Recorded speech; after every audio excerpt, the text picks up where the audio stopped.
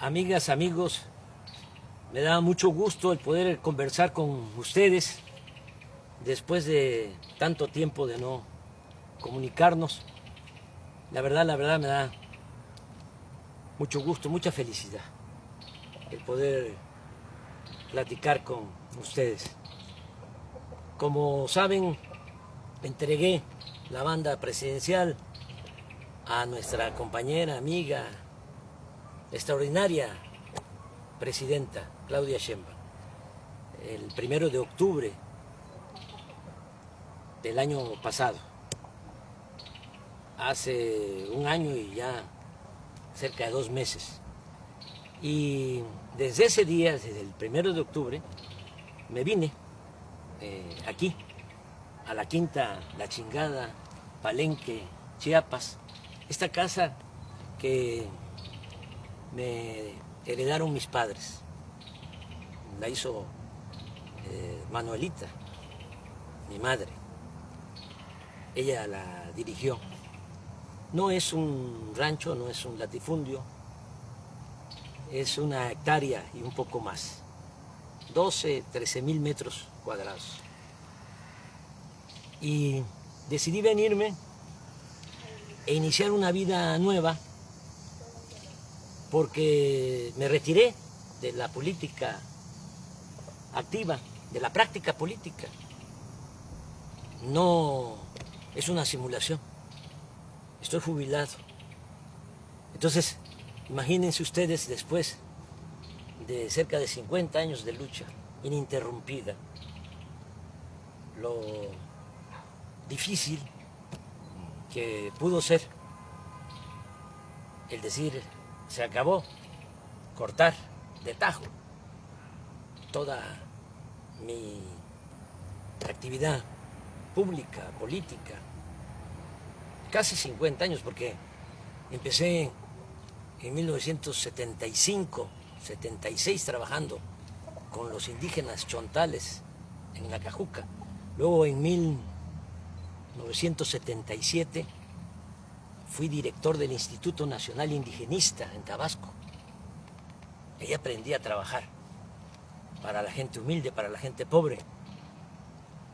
Tan es así que en mi expediente en Gobernación, en 1979, hay un reporte del temible policía Nazar Haro, acusándome que era yo comunista, porque estaba defendiendo, apoyando, trabajando por los pobres. Así comencé y así terminé, porque concluí mi mandato como presidente y logré, junto con millones de mexicanos, ustedes y muchos, algunos ya se nos adelantaron, pero logramos el inicio de una transformación. Llevamos a la práctica el ideal de que por el bien de todos, primero los pobres. ¿Cómo no voy a estar contento? ¿Cómo no voy a estar feliz?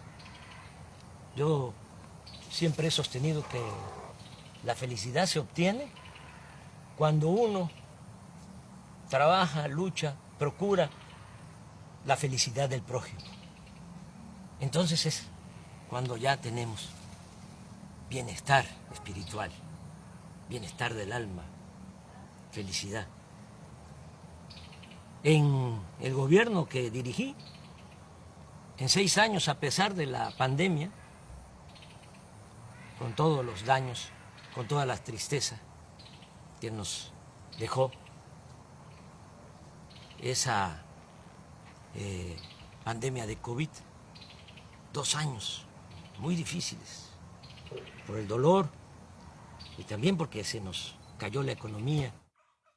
Bueno, a pesar de eso, en el tiempo que estuve en la presidencia, salieron de la pobreza 13,400,000 mexicanos. Lo voy a repetir, 13,400,000 mexicanos. Nunca se había hecho eso, nunca, en un sexenio. Es un gran orgullo. Cuando llegué a la presidencia, el 42% de los mexicanos estaban en la pobreza, 42% de toda la población. Cuando dejé la presidencia, ya había bajado, la pobreza se había reducido al 29%. Y hay otros datos. También se redujo la desigualdad, porque México era país de unos cuantos, de los de arriba, de los oligarcas, los que se habían quedado con todos los bienes de la nación, con los bienes del pueblo, con la llamada política neoliberal o neoporfirista, porque lo que aplicaron fue lo que ya había puesto en práctica Porfirio Díaz: entregar los ferrocarriles, entregar el petróleo, entregar las minas, entregar las tierras a extranjeros y a grandes latifundistas vinculados a la cúpula del poder. Pues eso es el llamado neoliberalismo. Entonces, se dedicaron básicamente a saquear y se produjo pues una monstruosa desigualdad. En la época de Salinas, cuando hay más multimillonarios en México, ocupamos el 4º lugar en multimillonarios en el mundo, en el sexenio de Salinas. 4º lugar. Primero Estados Unidos, luego Alemania, luego Japón y luego México. Pero millones de pobres. Una injusta, monstruosa, reprobable desigualdad. Bueno, todavía con Calderón, para que tengan una idea, el sector de arriba, de los más ricos, dicen los técnicos, el decil de los que tienen más ingresos. Un rico tenía en la época de Calderón 35 veces más que un pobre del decil, del sector de abajo. 35 veces más. Cuando dejé el gobierno, ya se había reducido la desigualdad a 16%. El rico tenía solo 16% más que el pobre en nuestro país. Y hay otros datos. En el tiempo que fui presidente, los ricos que no les fue mal obtuvieron ingresos a pesar de la pandemia, obtuvieron ingresos del 4%, es decir, incrementaron sus ingresos en 4%, los ricos. Las clases medias en 20%, pero los pobres 35% incrementaron sus ingresos. Le estoy hablando de cifras de datos oficiales que ustedes pueden constatar. Son datos, son cifras del INEGI y del Banco Mundial. Bueno, por eso estoy pues muy feliz. Imagínense cerrar un ciclo así,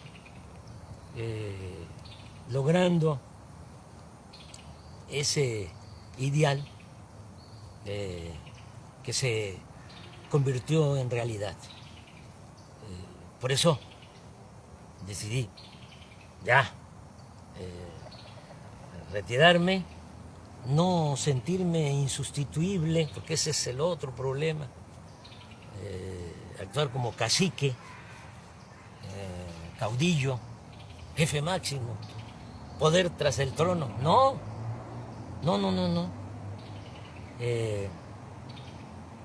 Hay que hacer valer la democracia y nosotros en nuestro movimiento, este movimiento impulsado por millones de mexicanos, pues tuvimos la enorme dicha de que quien me sustituye en la presidencia es una mujer excepcional. y continúa la transformación. Bueno, les decía yo que no era fácil, ¿no? Es decir, hasta aquí y me voy a dedicar a otra cosa. Pensé a qué dedicarme y decidí dedicarme a hacer teoría, a escribir. Siempre he sostenido que la política es pensamiento y es acción. Y yo, sí, desde luego, que pensaba y tengo ideales, tengo principios, que eso es lo que me mueve, pero fundamentalmente fui un hombre de acción en mi quehacer público, político. Y ahora estoy escribiendo, estoy haciendo teoría. Es teoría y práctica la política. Pues ahora no estoy en la praxis, no estoy en la práctica, estoy en la teoría. ¿Haciendo qué? Bueno, pues fundamentando lo que hicimos. ¿Cómo le llamamos a lo que se está aplicando en México? Ya sabemos que existe el neoliberalismo, decían que no había de otra, claro que sí hay de otra. El neoliberalismo es el robo descarado, es el gobierno de una minoría, es el gobierno al servicio de un comité de potentados. Eso era el gobierno antes del inicio de la Cuarta Transformación en nuestro país. El pueblo no les importaba. Pero, ¿qué fue lo que nosotros hicimos y cómo lo vamos a conocer? ¿Cómo se va a llamar? ¿Cómo se bautiza? Entonces yo he propuesto que sea humanismo mexicano. Y el humanismo mexicano tiene dos pilares. Uno es el cultural, la grandeza cultural de México. Como decía el maestro Bonfil Batallas, el México profundo, las civilizaciones olvidadas, negadas. Y eso es lo que nos da nuestra fortaleza, eso es lo que nos da nuestra identidad, nuestra democracia, nuestra idiosincrasia, el México profundo. De ahí venimos y quise trabajar sobre la historia cultural de México, porque la historia que nos han contado desde hace siglos es una historia falsa, simulada. Y el otro pilar del humanismo mexicano, pues es la fecunda historia política. Ese es el siguiente trabajo. Ya les presento el primero, el que tiene que ver con la grandeza cultural de México. Así se llama, grandeza. El que viene para el año próximo se va a llamar gloria, porque es grandeza y gloria. Repito, la grandeza es la historia de nuestras culturas, de nuestras civilizaciones, para desmontar, para echar abajo la historia que crearon, que inventaron los conquistadores, los invasores, y se ha mantenido durante las épocas del dominio de las oligarquías. Pero aquí se cuenta otra historia. Y este libro de la editorial Planeta, pues ya va a estar en librería.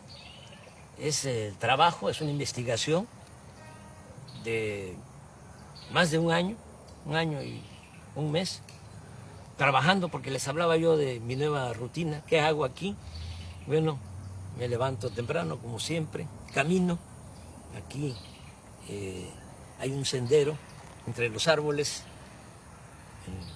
son 450 metros, doy 10, 12 vueltas, 5 kilómetros, muy temprano, me baño, luego desayuno, hay una señora Morbi que es la que me ayuda, me hace los alimentos, la comida, la limpieza de la casa, porque Beatriz está en México, viene, yo voy, he ido como 5 veces, claro, de manera muy discreta, para evitar los escándalos. Y se quedó allá porque ya Jesús y Ernesto entró a la universidad y pues tiene que estar ahí, pendiente. Ya ustedes saben cómo somos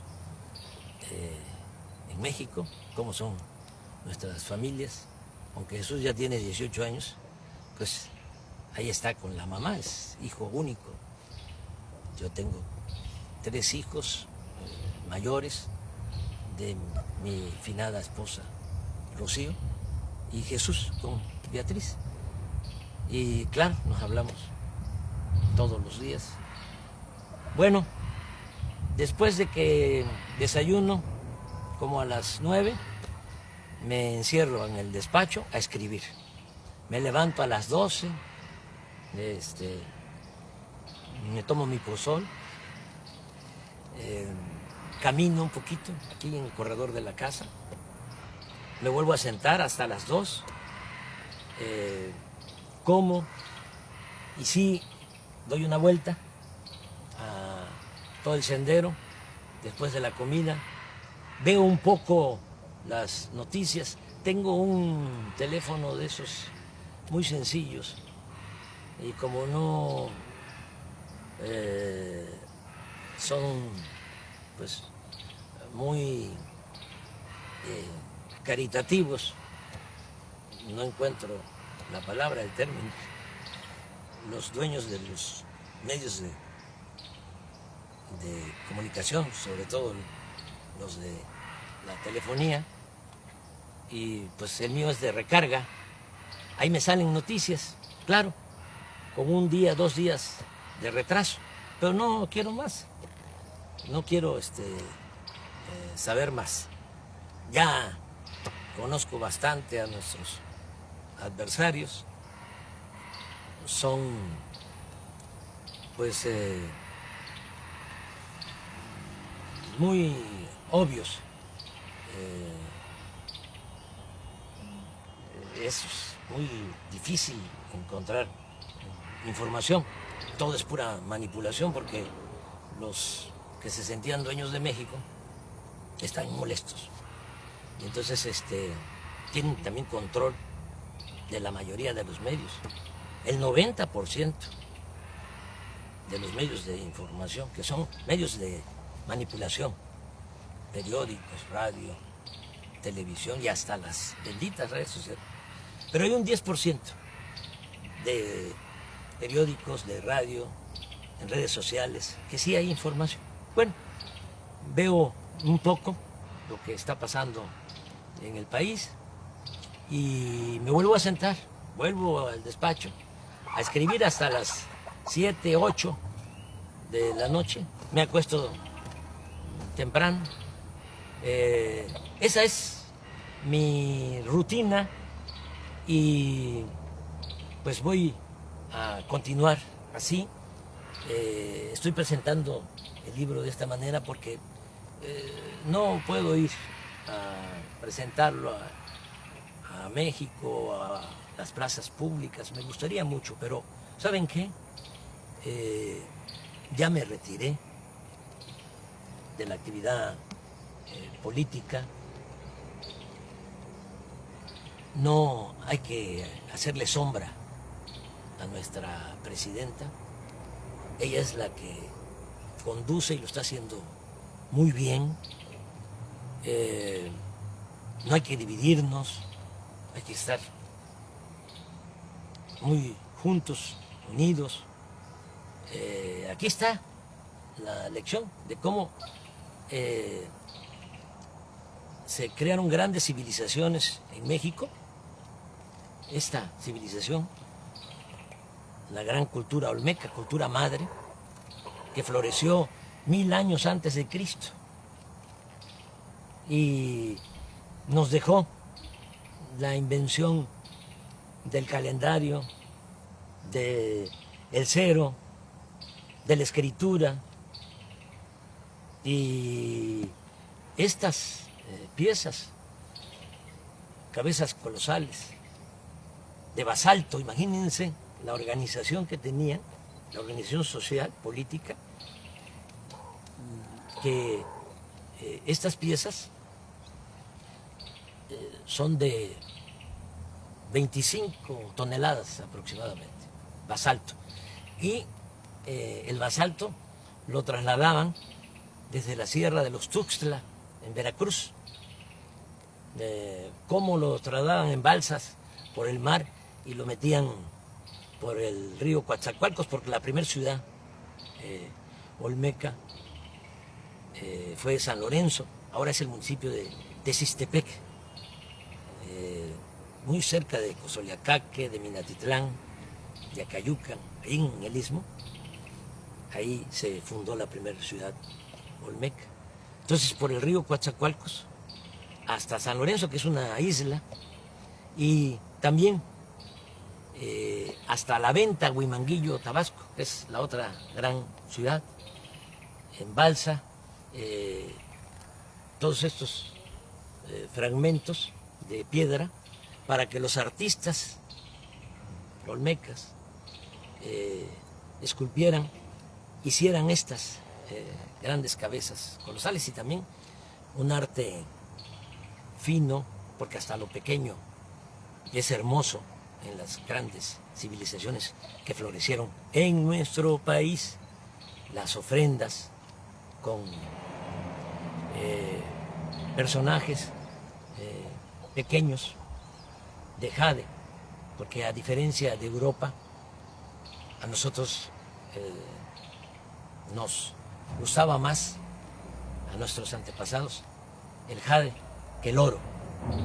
Lo que ponía loco a los europeos y a los españoles era el oro. Por eso fue la conquista, porque traían hambre de oro, codicia de oro. Cortés una vez señaló, porque le preguntaron cuando Moctezuma les entrega a él y a sus huestes oro. Entonces los soldados conquistadores empezaron a gritar y a brincar, dice la crónica, como monos. Entonces le preguntaron a Cortés que por qué les importaba tanto el oro. Aquí el dinero, la moneda era el cacao, y desde el punto de vista artístico, cultural, era el jade.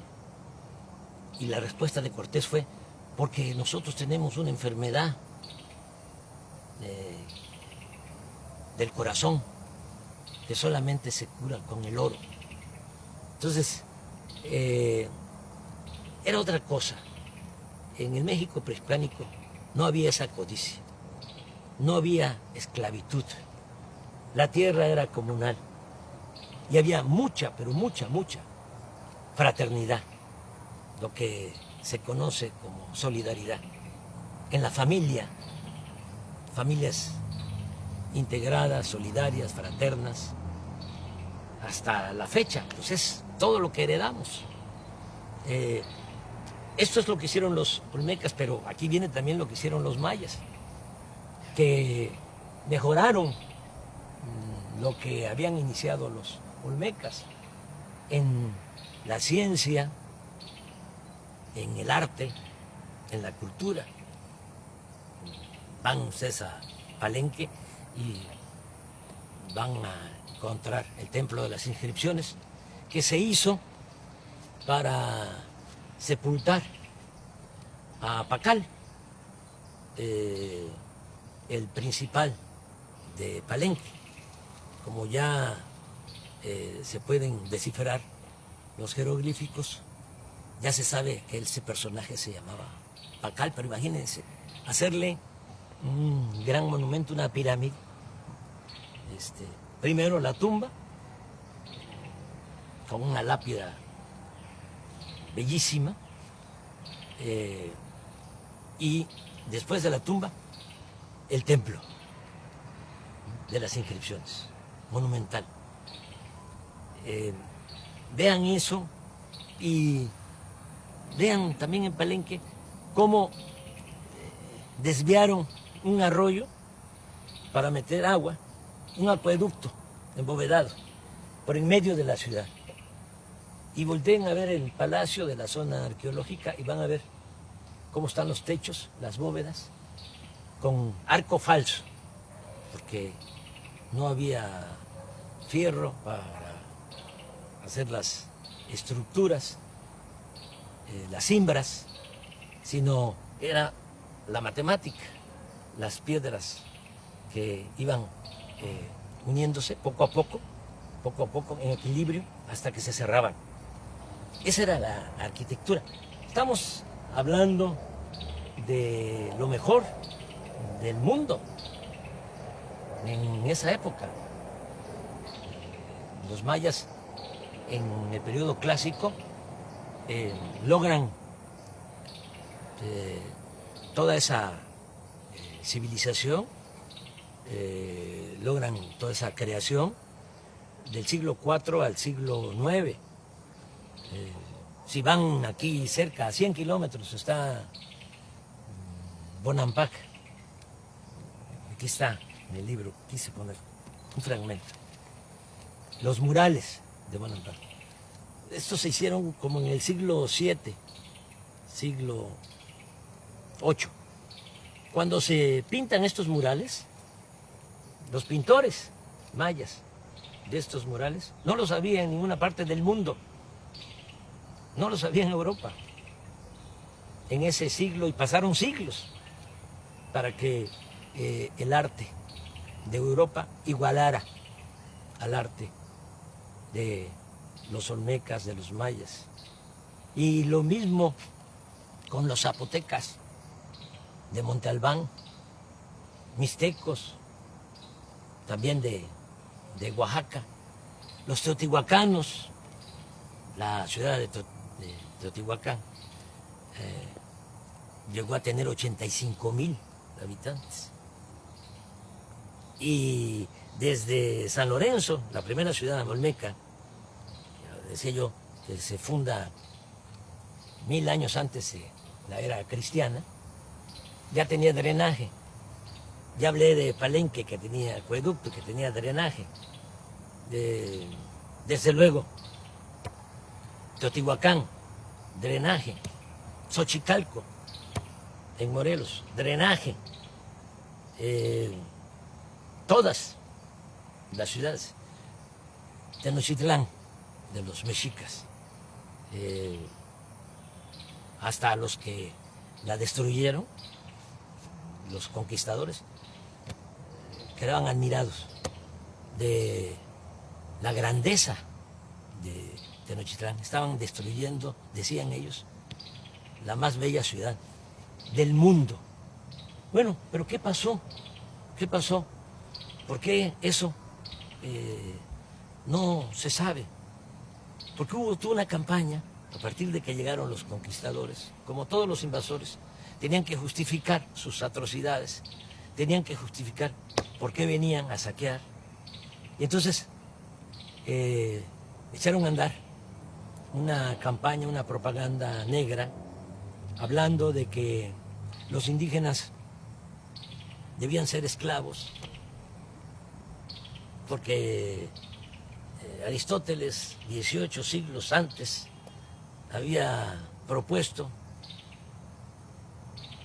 la teoría de que hay quienes nacemos para ser esclavos y hay quienes nacemos para ser libres o amos.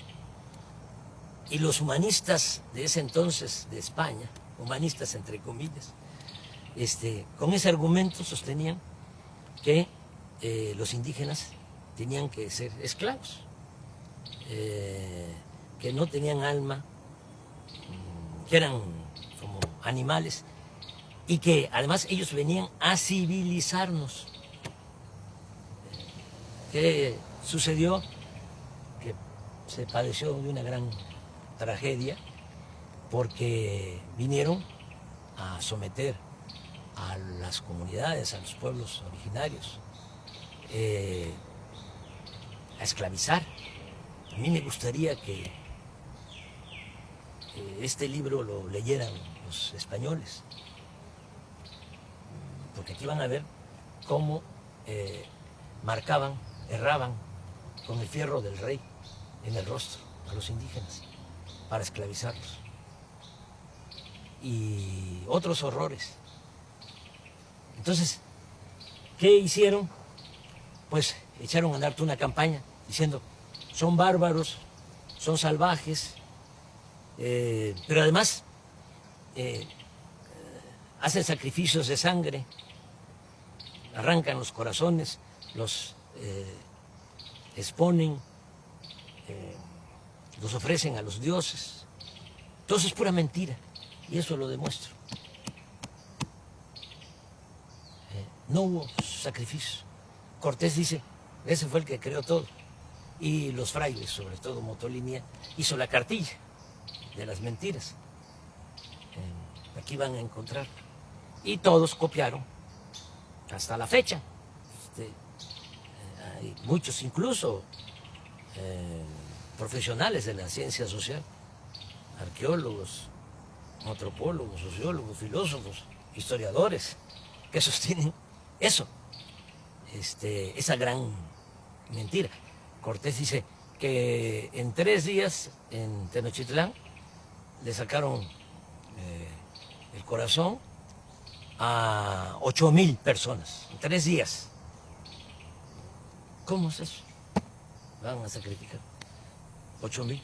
Bueno, pero todavía un fraile, Durán, habló de 80,000 en 4 días. 80,000 que les sacaron el corazón, todavía bulliendo, dice, para ofrecerlo a los dioses.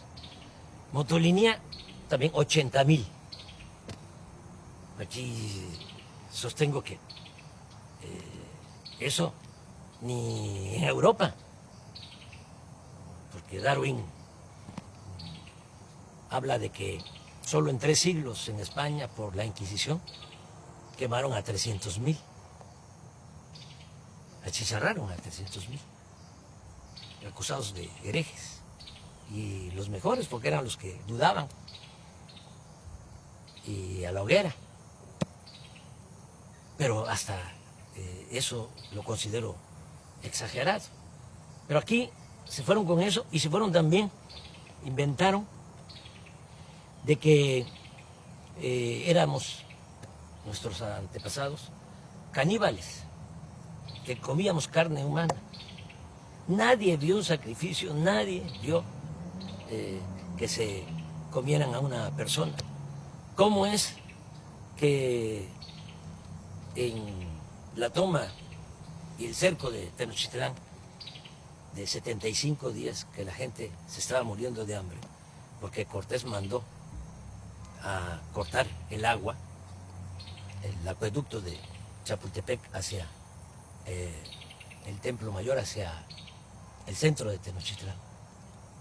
Lo mandó a destruir y además con los indígenas aliados que querían quitarse el yugo de los mexicas, pero inocentemente se pusieron un yugo más grueso, un yugo mayor.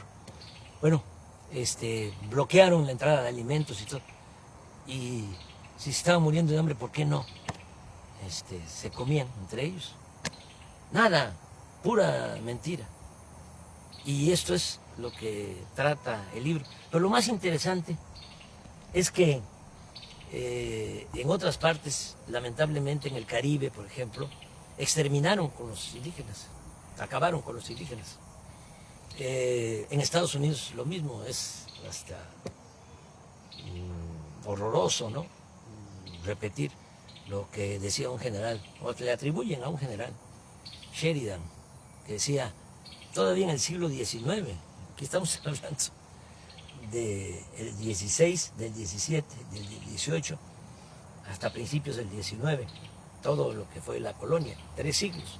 Pero allá en Estados Unidos, en el 19, hace menos tiempo, le atribuyen a Sheridan el que dijo que el mejor indio era el indio muerto. Hubo exterminio. Entonces, aquí, ¿cómo se salvaron los indígenas? Claro, cuando llegaron los españoles, hay quienes calculan que lo que es México ahora estaba habitado por 15, 25 millones de personas. 15 o 25 millones de personas. Terminando el siglo XVI, 75 años después de la toma de Tenochtitlán, la población de México era ya de 2 millones, porque nos trajeron también la viruela y se diezmó la población. Se redujo la población a un 10%. Una gran crisis demográfica. Y encima de eso, la explotación, la esclavitud. Entonces, ¿por qué se salvan los indígenas mexicanos? Porque muchos, incluso los mismos frailes, que vinieron a la conquista espiritual, decían que iba a desaparecer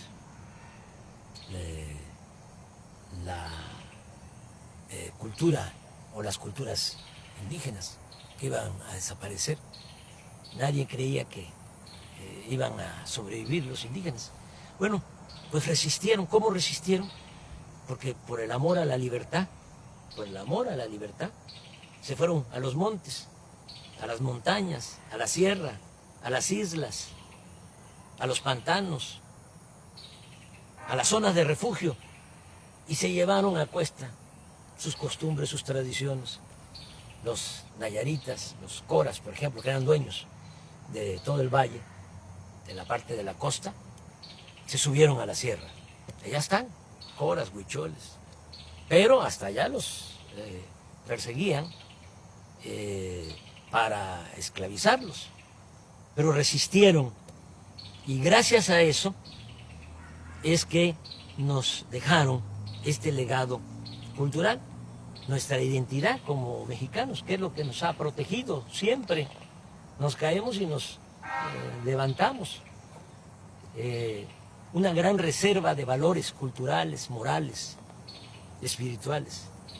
Quedó la raíz y quedó el tronco, porque cuando se logra la independencia, pues ya no tenemos 15 millones, ni 25 millones, como antes de la llegada de los españoles, 300 años antes, 1821, tenemos 6.300.000. Sí, pero la buena nueva es que de esos 6.300.000, el 80% eran indígenas. Es decir, de cada 10, 8 indígenas. Y portadores de las tradiciones y de las costumbres. Y eso es lo que nos ha servido como escudo, es lo que nos protege, porque el mexicano es trabajador, el mexicano es honesto. La corrupción la trajeron los españoles, lo pruebo. Aquí no había codicia, no había robo. Las casas no tenían puertas, no tenían ventanas. Ya dije de que lo que había era ayuda mutua, tequio. Si se necesitaba hacer algo, todos cooperaban, todos ayudaban en una comunidad. Pues somos herederos de esas civilizaciones, y por eso México sigue siendo una potencia cultural en el mundo. Somos el cuarto país en el mundo con más lenguas. 290 lenguas se hablan en nuestro país. Primer lugar en América. Todo esto lo van a encontrar aquí para sentirnos orgullosos, porque con toda la campaña de difamación se desató el racismo. Y todavía, ¿no? Se escucha indio patarrajada, indita, naco, cuando deberíamos estar orgullosos de nuestro pasado. Sobre esto trata el libro y muchas otras cosas. Les va a gustar, estoy seguro. Les va a llevar tiempo, porque sí, por más que quise resumirlo, el original eran 1000 cuartillas, el libro tiene 600 y es una investigación. Y tengo que fundamentar todo lo que aquí sostengo. Entonces, se los recomiendo y, como les decía, ya para el año próximo viene Gloria, que es la historia política desde la independencia hasta la transformación. Ya para concluir, porque se nos está haciendo tarde, ya va a entrar la noche, comentarles que hay que estar apoyando mucho a la presidenta. Es la mejor presidenta del mundo. Tenemos esa enorme dicha. Vean cómo son los presidentes, los jefes de Estado en otros países y comparen.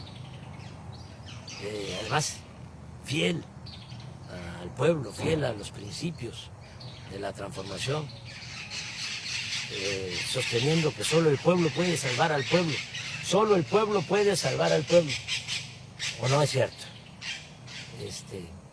Van a salvar al pueblo los de arriba, los ambiciosos, los que están enfermos de poder y de dinero sobre todo. No, es el pueblo el que salva al pueblo. Y con el pueblo todo y sin el pueblo nada.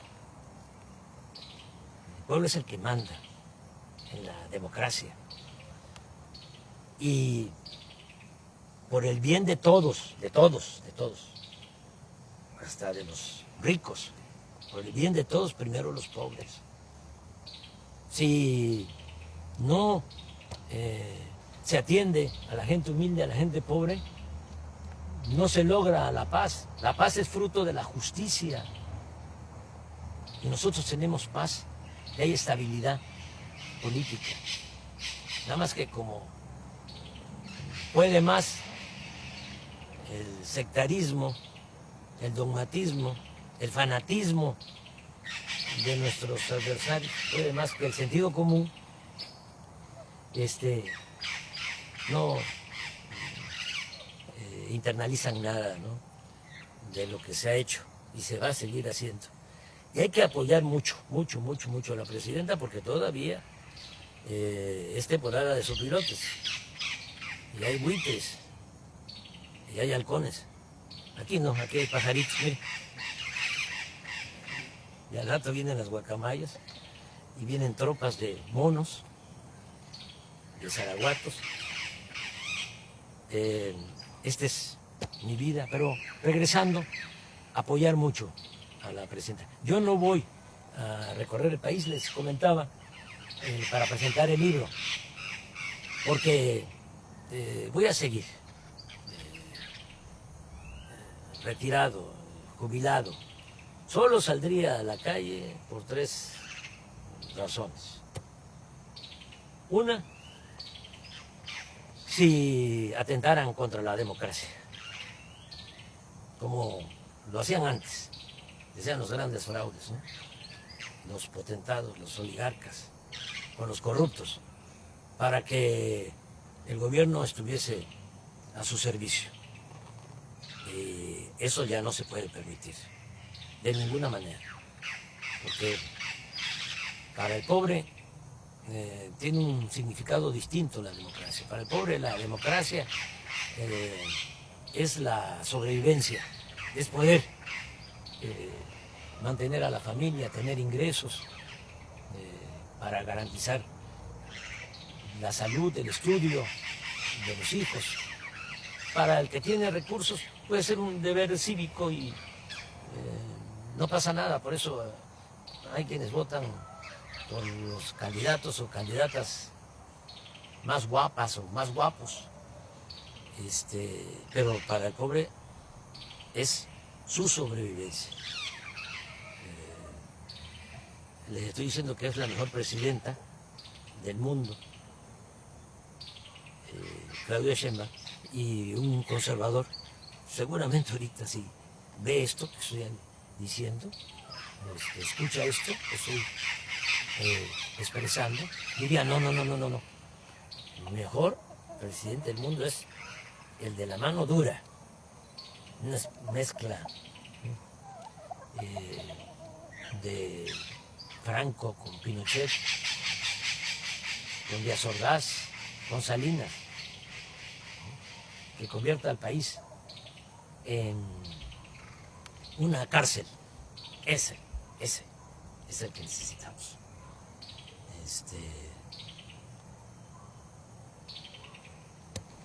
Una gente que no le tiemble la mano dura, dictadura. O otro presidente, acabo de escuchar, leer a un texto de un presidente, una declaración, diciendo, hace como un mes antes de una elección que hubo en el sur de nuestra América, de que él no iba a darle ningún apoyo a los discapacitados, porque ese era un problema de los discapacitados, eran libres y ellos tenían que resolver su problema. Así son los conservadores, así piensan.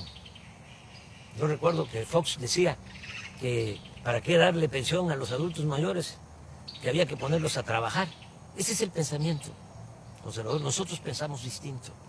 Nosotros pensamos que el Estado tiene una responsabilidad social.